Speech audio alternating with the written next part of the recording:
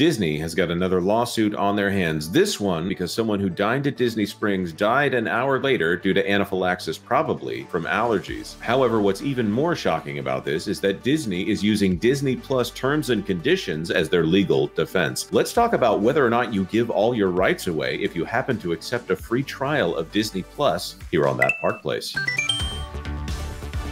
Hello, I am Jonas J. Campbell, an investigative reporter for That Park Place, and here with me is a sometimes Disney Plus watcher, Mr. VashSky. Vash, are you aware that you might have signed your life rights away to the Disney Corporation? I did not know that, actually. So, well, when I'm in a Disney park, I'm gonna be on my best behavior because apparently, yeah, I may have signed my rights away by even enrolling in a free trial. That's what's crazy about this case. Jonas, this one's egregious, and I'm hot. Well, it is egregious. It absolutely is. The other thing is that if someone gets you Disney tickets on your behalf, then you're also under this. This has layers of weirdness to it. Disney wants a New York University doctor's allergy death suit tossed because of a widower's Disney Plus subscription. So it wasn't even the woman herself having the Disney Plus subscription. It was the surviving husband. This by Emily Crane.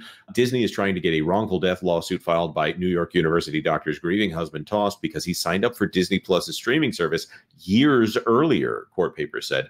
Kanokporn Tangsuan's bereaved widower, Jeffrey Piccolo, and forgive me if I mispronounced her name here, is suing the theme park juggernaut, claiming that she suffered a fatal allergic reaction shortly after eating at a Disney Springs restaurant in Florida last October. But Disney is claiming the $50,000 suit should be moved out of the courts because Piccolo agreed to arbitrate all disputes with the company when he first signed up for a 1-month trial of the Disney Plus streaming service back in 2019.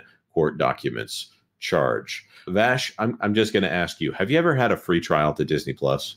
Yeah, I get those offers all the time. I don't know if I've actually enrolled in any one of them. I think I've actually just bought certain annual subscriptions and so forth as kind of a bulk rate offer there. But the fact that you could enroll in a free trial and then that absolves the Disney company of any litigation, perhaps you broke your leg or something on Disney property, or perhaps you have some aggrieved status involving any other division within the Walt Disney Company, the fact that that could absolve them from legal lawsuit in litigation is absolutely crazy. It is insane. Think about the tendrils, the divisions under the Walt Disney Company banner and brand.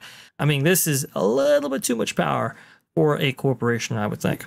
Right. And I think, and we're going to have a legal expert weigh on this very soon here on the channel, but let's go through some of the details here, just so everybody understands what's going on here. So according to, and this is Disney's response, this is a motion to compel arbitration. Piccolo accepted the Disney Plus subscriber agreement here as part of the defense they have here in this legal document. In November of 2019, Piccolo initially created a Disney Plus account through the Disney Plus website. Sorry, a Disney account through the Disney Plus website. Piccolo completed the registration web form by providing personal information, including his email address and password. Before registering the account, Piccolo had to select Agree and Continue. Immediately above was a disclosure notifying Piccolo that by clicking Agree and Continue, you agree to our subscriber agreement. And the subscriber agreement, they're saying it was underlined in blue font and provided a hyperlink directly to the agreement. And in here, in the terms of use, it says that when you create a Disney Plus or ESPN Plus account, you also agree to the Walt Disney Company's terms of use available at disneytermsofuse.com. And at the end of this agreement, which governs the use of Disney services, which just think about how many things constitute Disney services, as you said, Vash, the terms of use include an arbitration clause in Section 7 titled Binding Arbitration and Class Action Waiver, which applies to all disputes, including those involving the Walt Disney Company or its affiliates. WDPR is an affiliate of the Walt Disney Company. The binding arbitration clause provides in relevant part, look at this right here. We're not going to go through all of it, but basically they're saying that any aspect of the Disney company is involved here, and that any disagreement between you and the company should go to binding arbitration, which is funny because I think if Disney had decided to sue this person, then Disney would go for the full lawsuit and say that binding arbitration is not appropriate. But in this case, they're saying, no, no, no, no, no. We want it out of the courts. We want this to be something that no details make it into the public record here. Some details in Disney's favor here that I want to point out. This is Raglan Road, which is a tenant of the Walt Disney Company, as opposed to Disney themselves. This is not inside one of the theme parks. This is at Disney Springs, which is their shopping and dining complex there. It's still on Disney-owned property, but Raglan Road is a tenant, or rather Great Irish Pubs Florida Incorporated, doing business as Raglan Road, is one of their tenants. But in order to have booked at this restaurant, you have to go through the Disney website. And they're also saying that the My Disney Experiences app may also preclude litigation as well, if I'm not mistaken.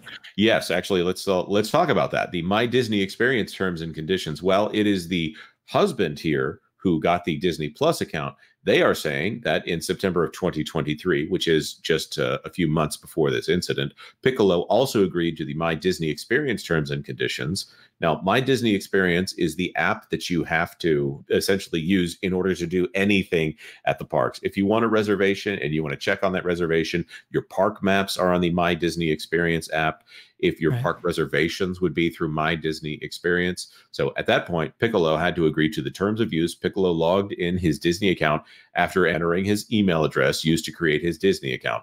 Piccolo was prompted to review and accept the Walt Disney terms. The web form included a checkbox that says, I have read and agree to the My Disney Experience terms and conditions. Piccolo selected the checkbox.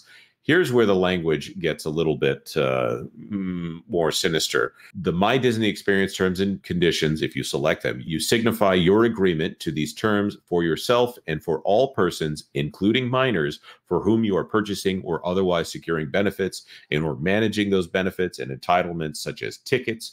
You represent, you have all the necessary rights and consents to agree to these terms on behalf of your party. I would be willing to bet that most people that buy a ticket for someone else to go to Disney World are not thinking that they are agreeing to all of this on behalf of people who go into the park. I don't think that most people are thinking that when they scan to go into the park, that they are signing away some form of their rights, or that they are agreeing to forfeit their legal right to a jury trial in order to, and in fact, I think that might be the defense that is made against this right here. I don't see people giving up their rights or saying, if they put in this arbitration clause here that, if in this terms and conditions for the My Disney Experience or the Disney Plus app here, if they put in there that you give up your right to free speech, I don't think that flies in a court of law. Vash, have you ever thought that you were creating some kind of a representative relationship with a person just because you buy them a Disney ticket? I never considered that before, but I mean, this is absolutely appalling. It's ridiculous. And look, if they would have said on the door, hey, look, when you enter our parks, you forgo your First Amendment rights, ain't nobody going to actually do that. But to embed these clauses into the EULAs or terms and conditions or TOS of their services, at this point, it's beyond even pitching them to you. You must utilize these services in order to interact with their parks almost on any level entirely. And to do it in this way is just, frankly, absurd. And, to paraphrase some Supreme Court language here, you're shoving an elephant through a mouse hole when you're actually doing this. This is absolutely ridiculous. I'm gonna throw a hypothetical at you here, Vash. Okay, let's say that the competitors down the street here, let's say that Epic Universe opens up and a similar incident happens there. God forbid a similar incident happens there. Now, Comcast are the owners of NBC Universal and therefore the owners of Epic Universe. Comcast is an internet utility. They are a legal monopoly in many of the jurisdictions that they do business. That might not still be the case everywhere. I know that internet has proliferated, but in some circumstances, they are allowed to operate as a legal monopoly because of the incredible cost in installing fiber and things like that in neighborhoods. So they may be someone's only option here if they want access to the internet. Essentially, And that's why they're allowed to operate as a utility. I'm trying to emphasize here that this is a case where someone might not be able to get out of it. I would not be surprised if the language included in Comcast's terms and conditions for internet service a binding arbitration clause. Now, if a similar incident were to happen at a place like Universal Studios, again, God forbid, I have to think that people are not thinking about these two completely disparate businesses and services and thinking that they're giving up their legal right to a jury trial here just because they happen to click a box agreeing to terms and conditions. And who reads the terms and conditions on anything? In fact, I think that there's probably not been enough legislative pushback on the idea of these several page terms and conditions and privacy statements that have just gotten longer and longer over the years. I'm a little annoyed at this at the same moment as also now we have someone who has died and now Disney is making this ridiculous argument. Vash, am I crazy? Is there something else that I'm missing here? That essentially, if you sign up to watch The Mandalorian, are you giving up the right to legal recourse? That's essentially what they are telling you. And you are absolutely right, Jonas. In the case of an ISP and their relationship, especially with their theme park division, that's what they're saying right there. It's way too much power for a corporation to have. Courts have been way too deferential when it comes to the digital platforms and so forth because of Section 230 and these arbitration clauses. I don't like that at all. But this is one step way, way too far. If a judge actually see this, I mean, there's going to be a lot of pressure to send them walking on this one right here. Now, the Walt Disney Company did respond to this because this was making a lot of media coverage, as one could expect right here. They say, "We are deeply saddened by the family's loss and understand their grief. Given that this restaurant is neither owned nor operated by Disney, we are merely defending ourselves against the plaintiff's attorney's attempt to include us in their lawsuit against the restaurant." Well, you could just simply make that argument with your legal filings right there. Just say, hey, look, listen, this case doesn't have standing because we weren't the proprietors and we weren't the ones that assured this meal that was ingested by the plaintiff's spouse there didn't contain anything that would be dangerous. Okay, that's a clear case right there. But they showed their hand, Jonas, when they actually provided this clause right here, and this has to be challenged in a much bigger way, like you said, than it otherwise has. Right. Well, first of all, they're trying to separate themselves from a different defendant in the lawsuit. But in that way, Disney does bear a responsibility and has in the past borne responsibility for people who are their tenants on their property. The standards in order to get into Disney Springs are pretty high. They're heavily involved in that process. And allergen information is included in the My Disney Experience app. You have to go through the My Disney Experience app in order to even make a reservation at Raglan Road.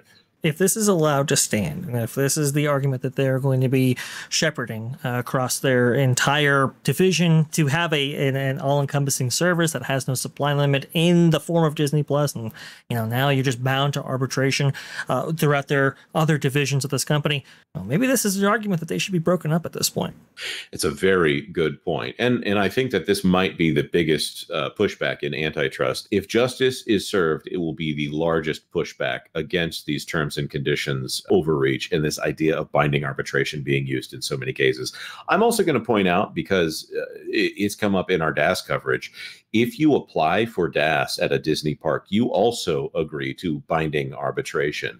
And let's just see how that goes if there's an Americans with Disabilities Act lawsuit that goes against the Walt Disney Company, which there will be one. If this case goes forward and says that Disney is not allowed to compel arbitration, this opens the door even more for the ADA lawsuits that are inevitably coming from Disney's mishandling of the refit of DAS over there. We've obviously talked about something that is not so much a theme park topic here, but more of a Disney and corporate law topic in general. I would love to know your thoughts on this video. If this is something that you want to see more of on this channel, please like this video. We're trying our best to pay attention to the like to dislike ratio on stuff like we do leave the dislike button open here on the channel because we ain't scared of that. Let us know your thoughts in the comment section down below. And of course, consider subscribing to That Park Place for all the news that should be fun. Thanks for watching That Park Place News. For more information, consider checking out www.thatparkplace.com. And don't forget to subscribe, share, like, and send this out on your favorite social media account.